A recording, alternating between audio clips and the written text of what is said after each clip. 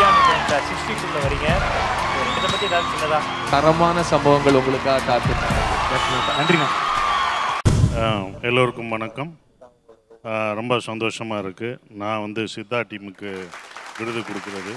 ரொம்ப அருமையான படம். போன வருடம் வந்த படங்களில் ரொம்ப சிறப்பான ஒரு படமாக சித்தா இருந்தது. எனக்கு ஃபோன்லேயே சொன்னார், அவ்வளோ கான்ஃபிடண்ட்டாக சித்தார்த் சொன்னார், சூப்பராக இருக்கும் இந்த படம், வந்து எல்லாராலையும் பாராட்டப்படும், எல்லாருக்கும் பிடிக்குன்னு சொன்னார். அவர் சொன்ன மாதிரியே படம் ரொம்ப அற்புதமாக இருந்தது. அருண் எக்ஸலண்ட், நல்ல படம். பொண்ணு எல்லாருமே மியூசிக் எல்லாருமே சிறப்பாக பண்ணியிருந்தாங்க. ஸோ இந்த மாதிரி படங்கள் எடுக்கும்போது தான் இந்த மாதிரி கதைகள், நான் சொன்ன மாதிரி நடிகர்கள் இந்த மாதிரி நல்ல படங்களில் இப்போ அயோத்தி, சித்தா இந்த மாதிரி படங்கள்லாம் நாங்கள் வந்து பண்ண முடியும். நீங்கள் இதுக்கு இந்த வெற்றி காரணம், இந்த இது காரணம் எல்லாமே நீங்கள் தான். நீங்கள் சப்போர்ட் பண்ணி இந்த மாதிரி படம் கொடுத்தீங்கன்னா சித்தார்த்தும் இனிமேல் அந்த மாதிரி படங்கள் தான் பண்ணுவார். நாங்களாம் வந்து சண்டை அந்த இதெல்லாம் போக மாட்டோம். கரெக்டாக அந்த மாதிரி ஒரு ஃபீல் குட் மூவியாக கொடுக்க ஆரம்பிப்போம். ஸோ டைரக்டர் அருண் அந்த மாதிரி எடுப்பார் அப்படின்ற இது இருக்குது. ரொம்ப அற்புதமான டைரக்டர். ரொம்ப சந்தோஷம். மியூசிக் ரொம்ப இருந்துச்சு. பொண்ணு செம்மையாக பண்ணிட்டாங்க. அது அந்த வில்லன் கேரக்டர் அவர் இல்லைன்னு நினைக்கிறேன். ரொம்ப பிரமாதமாக இருந்துச்சு. ஸோ சித்தா டீமுக்கு என்னுடைய வாழ்த்துக்கள். நன்றி. ரொம்ப ரொம்ப தேங்க்ஸ்ண்ணே. அண்ட் எங்கள் சித்தா டீம் சார்பாக நாங்கள் எல்லோரும் உங்களுக்கு ஒரு தேங்க்ஸ் சொல்லிக்கிறோம். பிகாஸ் நான் சசிக்கு ஃபோன் பண்ணி சொல்கிறப்ப நான் அதை சொன்னேன், ஒரு படம் எடுத்திருக்கோம் அண்ணா, ஒரு வாட்டி படம் பார்த்துருங்க அன்றைக்கி ஒன்று சொன்ன ஞாபகம் இருக்கா உங்களுக்கு?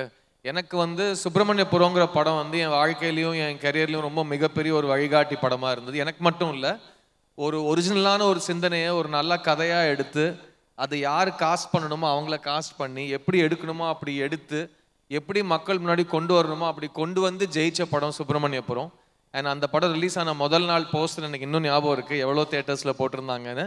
அதையும் நான் அவங்ககிட்ட சொன்னேன், என் படம் வந்து அருண் அந்த மாதிரி ஒரு படம் எடுத்திருக்காரு, இது வந்து ரிலீஸ் ஆனதுக்கப்புறம் ஒவ்வொரு நாளும் வளர்ந்துக்கிட்டே போகும் படம், அதுதான் ஒரு நல்ல படைப்போட அடையாளம்னு. ஸோ சுப்பிரமணியபுரம் எடுத்ததுக்கு ஃபர்ஸ்ட் அண்ட் ஃபார்மோஸ்ட் உங்களுக்கு ஒரு மிகப்பெரிய நன்றி நான் சொல்லிக்கிறேன். ஏன்னா எனக்கு ரொம்ப இன்ஸ்பைரிங்கான ஃபிலிம். அண்ட் எல்லோரும் ஒரே ஊர் பக்கம் இருக்கிறவங்க தான். ஸோ அந்த ஊர் மைந்தர்கள் வந்து எங்களுக்கு நல்ல படங்கள் கொடுத்து எல்லாருக்குள்ளேயும் இருக்கிற ஒரு படைப்பாளியும் ஒரு கலைஞனையும் வெளியே கொண்டு வர ஒரு அபிலிட்டி உங்களை மாதிரி டைரக்டர்ஸ்க்கு இருக்குது. ஸோ உங்கள் கையால் எங்கள் டீமுக்கு இந்த அவார்டு வருது. ரொம்ப ரொம்ப சந்தோஷம் சசி. Thank you so much.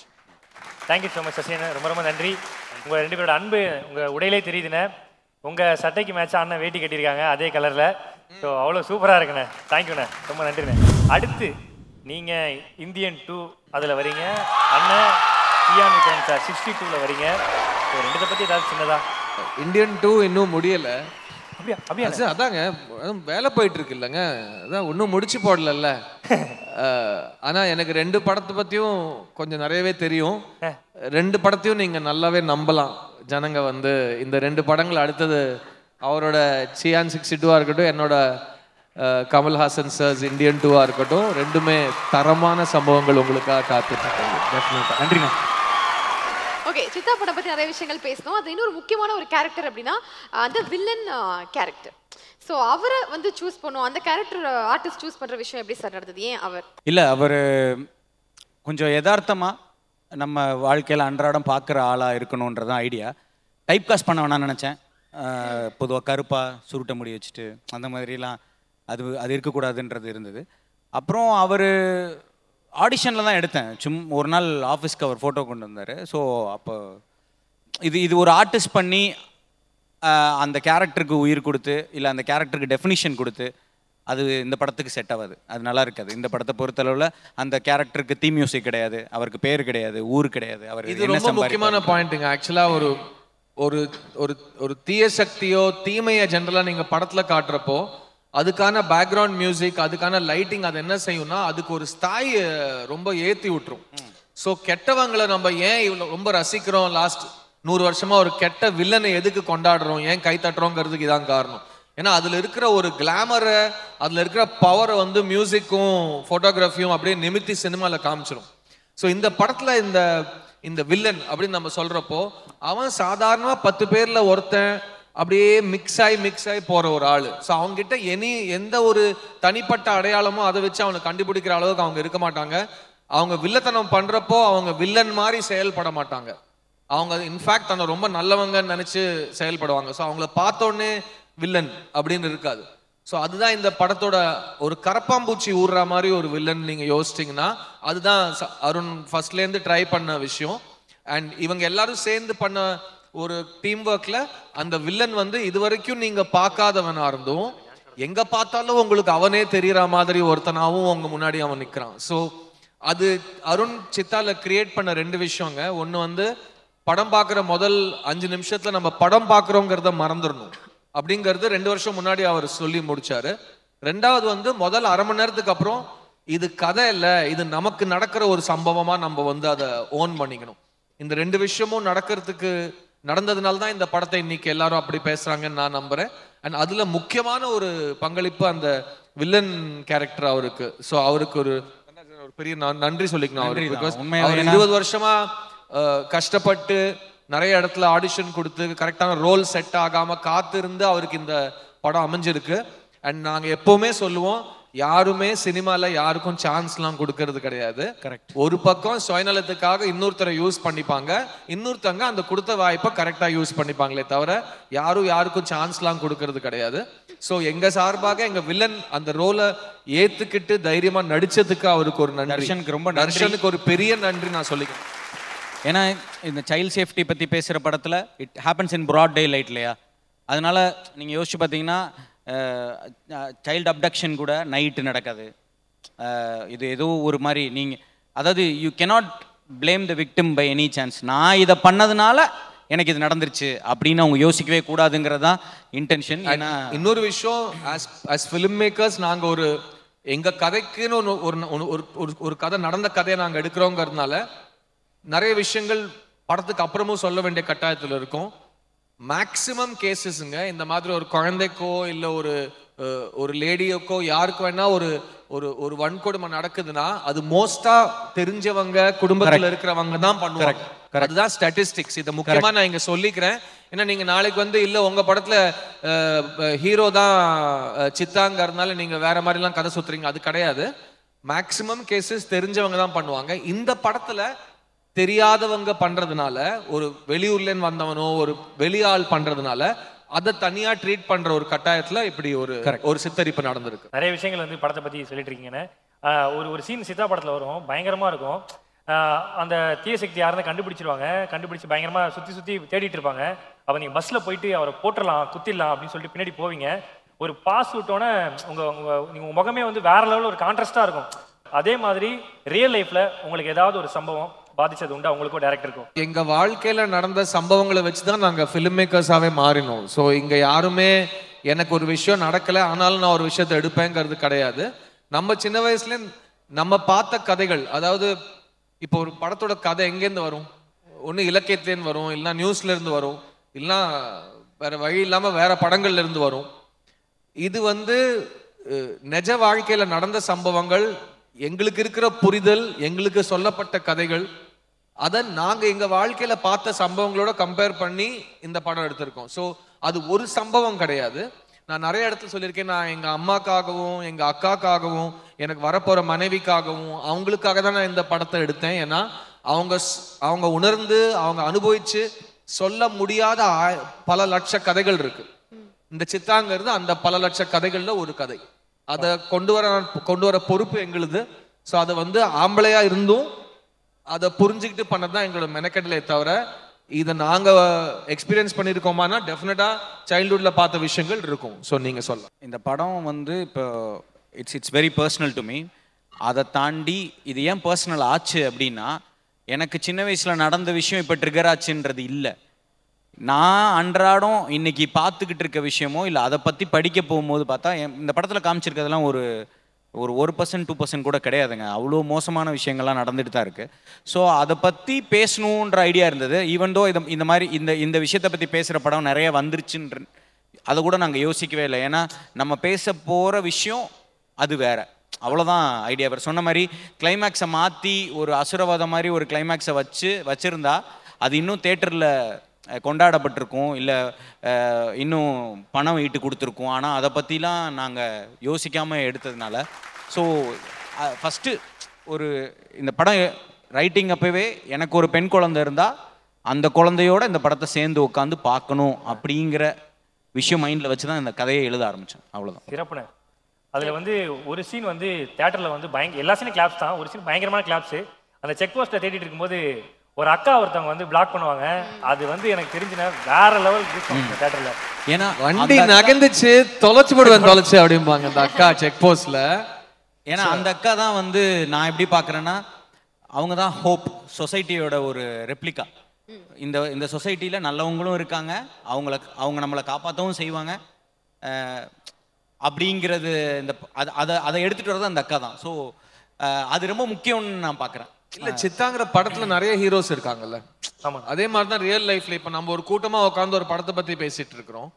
ஆனா நமக்கு உள்ள ஒரு எதிர்பார்ப்பு இருக்கும். இதுல வந்து இந்த க்ரௌட்ல நமக்கு ஏதாவது ஒரு பிரச்சனை வந்தா, இப்ப நீங்களே பெண்கள் இருக்கீங்க இங்க, உங்களுக்கு ஏதாவது ஒரு பிரச்சனை இருந்தா இந்த குரூப்லயே யாரோ உங்களை வந்து ஹெல்ப் பண்ணுவாங்கிற ஒரு எதிர்பார்ப்பு உங்ககிட்ட இருக்கணும்.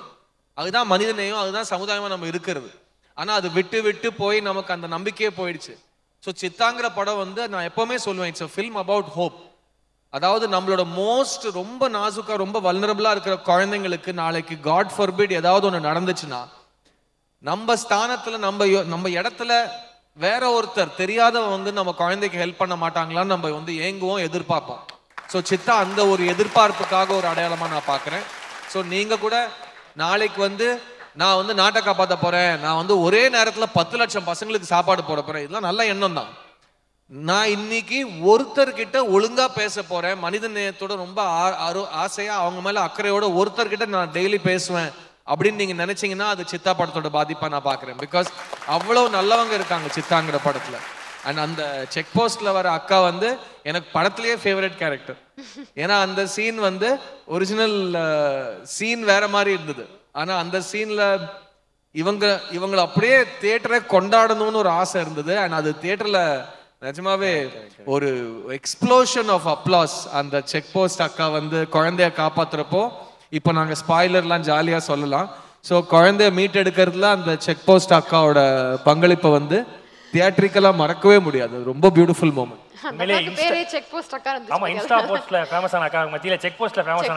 அவங்களும் ரொம்ப வருஷமா நடிச்சிட்டு இருக்காங்க.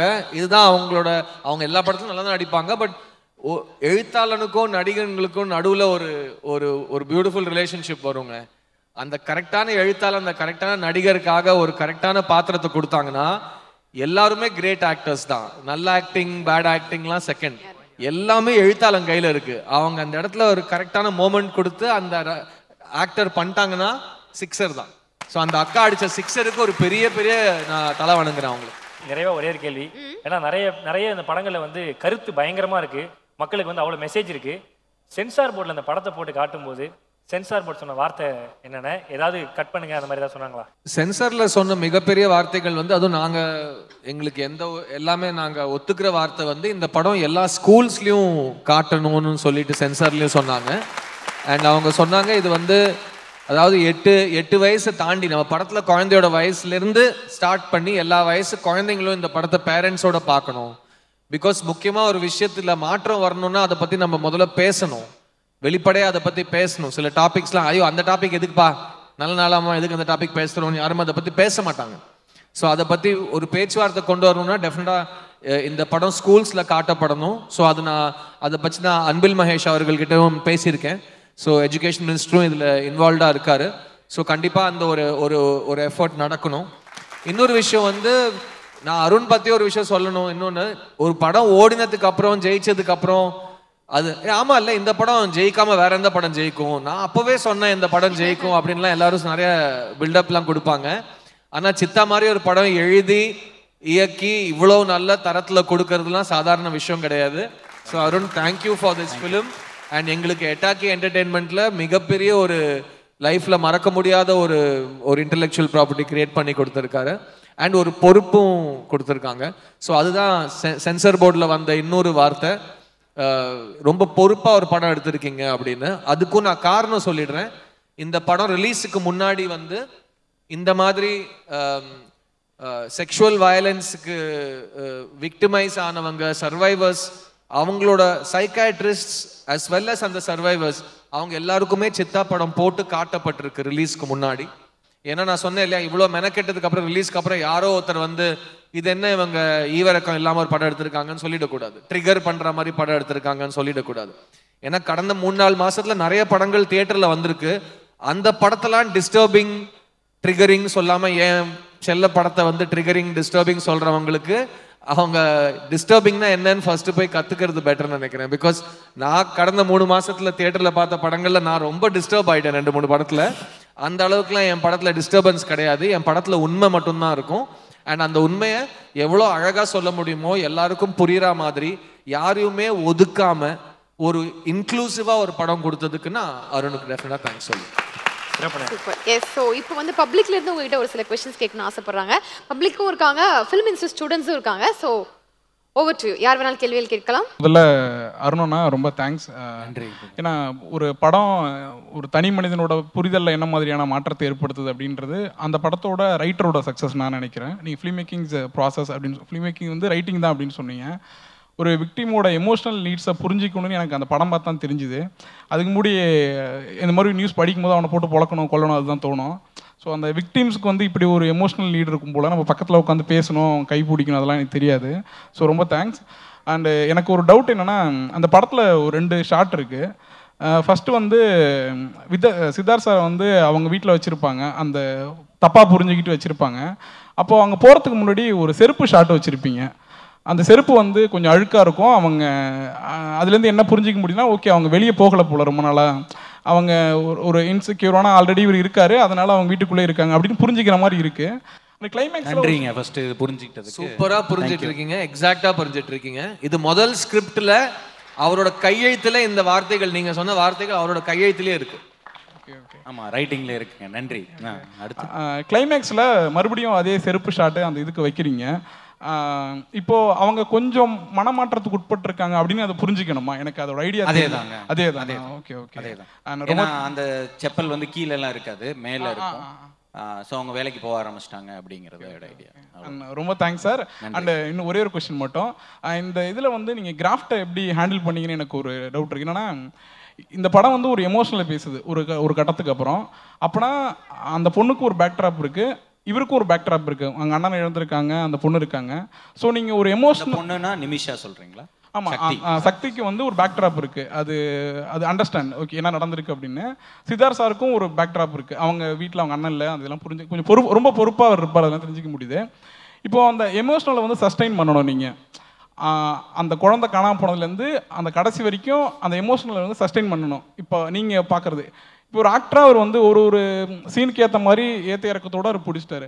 நீங்கள் அந்த எமோஷனல் கரெக்டாக தான் நமக்கு கரெக்டாக சஸ்டைன் ஆகிட்டே இருக்கா அப்படின்னு நீங்கள் எப்படி கிராஸ் செக் பண்ணிப்பீங்க? அதுதான் வேலை. என்னன்னா, இப்போது சீனுக்கு பர்ஃபார்ம் பண்ண முடியாது. இப்போ சும்மா சொல்கிறேன், இந்த சீனை அப்படி பர்ஃபார்ம் பண்ண முடியாது. இந்த சீனுக்கு முன்னாடி என்ன நடக்குது, இந்த சீனுக்கு அடுத்து என்ன வரப்போகுதுங்கிறத நம்ம ஆக்ட்ரஸ் கிட்ட ப்ராப்பராக கம்யூனிகேட் பண்ணணும். அதுதான் சொல்ல வந்தேன். நம்ம ஏன்னா இப்போ சித்தார்த் சாரை விட்டுருங்க, அவர் ப்ரொடியூசர், அவர் ஸ்கிரிப்டை பல வாட்டி படிச்சுட்டாரு, அப்புறம் ஒர்க் ஷாப்லாம் பண்ணிட்டாங்க. இப்போ சில சமயங்களில் இப்போ குழந்தை இருக்குதுன்னு வச்சுக்கோங்களேன், இந்த குழந்தைக்கு ஃபுல் ஸ்கிரிப்டும் சில சமயங்களில் தெரியாமல் இருக்கலாம். அவள் அந்த சீனை மட்டும்தான் அன்றைக்கி பர்ஃபார்ம் பண்ண போகிறா அப்படின்னா, அவளுக்கு இதுக்கு முன்னாடி என்ன நடந்துச்சு, இதுக்கு அடுத்து என்ன வரப்போகுதுங்கிறது நமக்கு ரொம்ப தெளிவாக இருக்கணும். அதனால அந்த கிராஃப் மெயின்டைன் ஆகும் படத்தில், அது ஆகணும். இல்லைனா நீங்கள் கேட்குற மாதிரி இந்த சீனுக்கு மட்டும் பர்ஃபார்ம் பண்ணிட்டாங்கன்னா மூடாகவே வேற போயிடும். அது பொதுவாக ப்ராக்டிஸில் வந்துருங்க. ரொம்ப நல்லா இருந்துச்சு. நன்றி. தேங்க்யூ. ஹலோண்ணா, ஒரு சீன் இருந்தது, அதில் வந்து சித்தாவே தொட்டிருந்தாலும் அம்மாகிட்ட சொல்லணும் அப்படின்ற ஒரு, அதில் நீங்கள் எமோட் பண்ணது வந்து அந்த சீன் பார்க்குறப்ப எனக்கு இறுக்கமாக இருந்தது, அவ்வளோ பெயின்ஃபுல் இருந்தது. அந்த சீன் முடிச்சுட்டு உங்களுக்கு எப்படி அதுலேருந்து வெளில வர முடிஞ்சுது? அது என்னோட ரொம்ப ஃபேவரட்டான சீன் இவரோட பெர்ஃபார்மன்ஸில். நான் எப்பயுமே சொல்லிட்டு இருப்பேன். சொல்லுங்கள் சார், உங்களை தான். Cinema is writing. ஸோ அந்த சீனோட எழுத்து தான் ஒரு 100 அடி தள்ளி போய் ஒரு நடிப்பாக வெளிவருது. அந்த சீனோட கன்ஸ்ட்ரக்ஷன் பார்த்தீங்கன்னா, ஒரு வீட்டுக்குள்ள ஒரு சீன் நடக்குது. அதில் வந்து ஒரு தாய் வந்து தான் குழந்தைக்கு வந்து ஒரு அறிவுரை சொல்கிறாங்க, நல்ல பழக்கம் சொல்கிறாங்க, குட் டச் பேட் டச்சுங்கிறது. ரொம்ப ஒரு பர்சன்டேஜ் கூட தப்பு இல்லாமல் ஒரு கருத்தை வந்து குழந்தைக்கு சொல்லி கொடுக்குறாங்க. யார் இங்கே இதை தவிர எங்கெல்லாம் கை வச்சாங்கன்னா உடனே நோன்னு கத்தணும், யார்கிட்டயாவது சொல்லணும், அம்மா கிட்ட வந்து சொல்லணும், இல்லை சித்தா கிட்ட சொல்லணும். இப்போ அந்த சீன்ல வந்து இங்க இங்க இங்க இங்க தொடர்றதை பத்தி சொல்லுவாங்களே தவிர கேமரா ஆடியன்ஸுக்கு காட்டாது அந்த இங்க இங்க இங்க இங்க இங்கன்னு. ஏன்னா படத்தை பார்க்குற குழந்தைங்க, நான் குழந்தை படம் பார்க்கணும்னு சொல்றேன் இல்லையா, படத்தை பார்க்குற குழந்தை வந்து வீட்டுக்கு போய் அம்மாவை கேட்கணும், இல்லை அந்த சீன் நடக்கிறப்ப அம்மா கிட்ட கேட்கணும், எங்கம்மா தொடுறாங்க, எங்கெல்லாம் யாரும் தொடக்கூடாதுன்னு குழந்தை கேட்டு பெற்றவங்க சொல்லணும். அப்பதான் குழந்தைக்கு புரியும். ஸோ அப்படிதான் படமும் எடுக்கப்பட்டிருக்கு. இப்போ இங்கேயே உங்களுக்கு சீன் முடிஞ்சிருச்சுன்னா ஒரு நல்ல மெசேஜ் சொல்லிட்டாங்க, ஒரு தாய் ஸ்தானத்தில் அவங்க சொல்லிட்டாங்க. அடுத்த ஒரு நல்ல ஒரு லெக் ஸ்பின்னர் போடுறாரு அருண். குழந்தை வந்து சித்தா கை வச்சா அப்படிங்குது. இது வரைக்கும் நம்ம பார்த்த படத்துல அந்த குழந்தை அந்த கேள்வி கேட்கணும்னு அவசியமே கிடையாது. ஆனா அது குழந்தை, அது கேட்க தான் செய்யும். ஸோ அது எனக்கு ரொம்ப பிடிச்ச ஒரு நேச்சுரலா சித்தா கை வச்சா. அந்த குழந்தை அந்த கேள்வி கேட்கலன்னா ஒட்டு கேட்கறவனுக்கு வேலை கிடையாது, ஒட்டு கேட்டு அவன் ஃபீல் பண்ற ஃபீலிங்ஸ்க்கு ஷார்ட் கிடையாது. குழந்தை கேட்டுச்சு சித்தா கை வச்சா, சித்தாலாம் கை வைக்க மாட்டாங்க, சித்தா கை வச்சா, சித்தாவே கை வச்சாலும் நீ அம்மா கிட்ட வந்து சொல்லணும் அப்படிங்கிறாங்க. அதுக்கு என்ன அர்த்தம்னா, அந்த பொண்ணு சப்போஸ் எங்கேயோ வெளியூருக்கு போயிட்டு வருதுன்னு வச்சுக்கோங்களேன், எங்கம்மா போனேன், வெளியூருக்கு போனேன், என்ன நடந்துச்சு, அங்க யாரோ தொட்டாங்க, என்ன யார் தொட்டாங்க, சாமி தொட்டாங்கன்னு சொல்லிச்சுன்னு வச்சுக்கோங்களேன், சாமியே தொட்டாலும் என்கிட்ட வந்து நீ சொல்லணும்னு அம்மா சொல்லணும். அதுதான் அந்த சீனோட நியாயம். அந்த அம்மா சொல்றதுல வந்து 100 மடங்கு ஒரு அழுத்தம் இருக்கு. இப்போ இங்கேயே சீனை முடிச்சிருக்கலாம், ஆனா அங்க ஒரு கூகுளி வச்சிருக்காரு. இது நடக்கிறத அவன் ஒருத்தன் வந்து நைட்டு நடந்ததெல்லாம் வச்சு அந்த சோகத்துல ஒருத்தன் ஒட்டு கேட்டுறான். ஒட்டு கேட்டுட்டு சீன் அங்க முடிஞ்சிருக்கலாம், ஆனா குழந்தை திரும்பி அவனை பார்த்து சிரிக்குது. ஸோ அவன் உள்ள உடஞ்சு போயிட்டான். என்னை எப்படிங்க திரும்ப திரும்ப இந்த மாதிரி ஒன்று யோசிக்கிறீங்கன்னு அவன் ஒரு பெரிய சிம்பத்தி வேவ்ல இருக்கான். ஆனா அங்க நம்ம கொடுக்குற ரியாக்ஷன் வந்து அம்மா சொல்றது தப்புன்னு ஆயிடக்கூடாது. ஸோ என்ன நடந்தாலும் அம்மா சொல்றது தான் ரைட். எந்த நல்ல தாயா இருந்தாலும் அந்த இடத்துல அப்படிதான் சொல்லுவாங்கன்னு அந்த சீன் இருந்தும், ஆனாலும் ஈஸ்வரன் மேல உங்களுக்கு ஐயோ பாவண்டான்னு உங்களுக்கு ஒன்று வரணும். ஸோ அவங்களோட சென்ஸ் முதல் படியில இருக்க, 2வது படியில இவனுக்கு என்னெல்லாம் நடக்குது பாரு பாவம்னு ஒரு சிம்பத்தி வரணும். அந்த சிம்பத்தியோட எண்ட்ல அவனாலேயே அங்க இருக்க முடியல. ஏன்னா அவன் அடுத்த சீன்ல வேற ஒன்று பண்ண போறான், அவன் மனநிலை எங்கேயோ போகுது. ஸோ அது நோக்கி அவன் நடந்து போயிடுறான். அந்த அடுத்த சீன்ல வந்து அவன் ஃப்ரெண்டு வந்து அவனை கட்டி பிடிச்சி ஒரு விஷயம் நடக்க போகுது. ஸோ இது எதுவுமே தெரியாம அந்த மோமெண்ட்டுக்கு மட்டும் பிளான் பண்ணி ஒரு நடிப்பு பண்ணுவோம், ஒரு சீன் நடக்கும். அதுதான் இந்த சீன். நீங்க திரும்ப இந்த சீன் பார்க்குறப்போ இவர் எந்த இடத்துல கேமரா வச்சிருக்காரு, அது என்ன மாதிரி ஒரு ஃப்ரேம்ல கண்களை பார்க்குது, கையை பார்க்குது, உடம்ப பார்க்குதுங்கிற விஷயம். 3 பேர் இருக்காங்க சீன்ல, சின்னதா வீடு, அதுக்குள்ள கேமரா திருப்பி திருப்பி ஒரு சீன் நடக்குது. அந்த scene according to me is a master class in filmmaking. அந்த சீன் வந்து அருணோட ஃபில்ம் மேக்கிங்காக இருக்கட்டும், விஷால் சந்திரசேகரோட மியூசிக்காக இருக்கட்டும், பாலாஜி சுப்ரமணியோட ஒளிப்பதிவாக இருக்கட்டும், இந்த குழந்தையோட நடிப்பா இருக்கட்டும், அஞ்சலியோட நடிப்பா இருக்கட்டும், முக்கியமா இந்த படத்தை எழுதின எழுத்தாளனோட எழுத்து, அதுதான் அந்த சீனுக்கான ஒரு விஷயம். அதுல இருந்து வெளில வரதுலாம் எப்படி சொல்றது, ஏன்னா எங்களுக்கு பெரிய சீன், சின்ன சீன், முக்கியமான சீன், கம்மி இம்பார்ட்டன்ஸ் சீன் எதுவுமே இருக்காது. எல்லா சீனுமே ரொம்ப ரொம்ப முக்கியமான சீன் நீங்க எடுத்துக்கிட்டீங்கன்னா, இந்த மாதிரி ஒரு மோமெண்ட் வந்து ரிலீஸ்க்கு அப்புறம் 10-100 ஸ்கோர் பண்றதுக்கு ஒரு வாய்ப்பு. ஸோ அப்படிதான் நான் பார்க்குறேன். அண்ட் ஆம்பளைங்க அந்த சீனை பெண்களை விட அதிகமா ஈஸ்வரனோட பாயிண்ட் ஆஃப் வியூ புரிஞ்சுக்க பார்க்குறாங்க. ஏன்னா தன்னை அந்த பொசிஷன்ல வச்சுக்கிட்டு என்னை யாராவது இந்த மாதிரி ஒரு குற்றச்சாட்டு வச்சா நான் என் மனசு தாங்குமாங்கிற ஒரு சிம்பத்தி ஒரு ஆணும் அங்கே ஃபீல் பண்றாங்க. ஸோ எல்லா ஆண்களுக்கான ஒரு ஒரு ரிலேட்டிவிட்டி கேரக்டரா நான் அங்கே என்ன பார்க்குறேன். ஸோ தேங்க்யூ அந்த சீன் பற்றி பேசினது.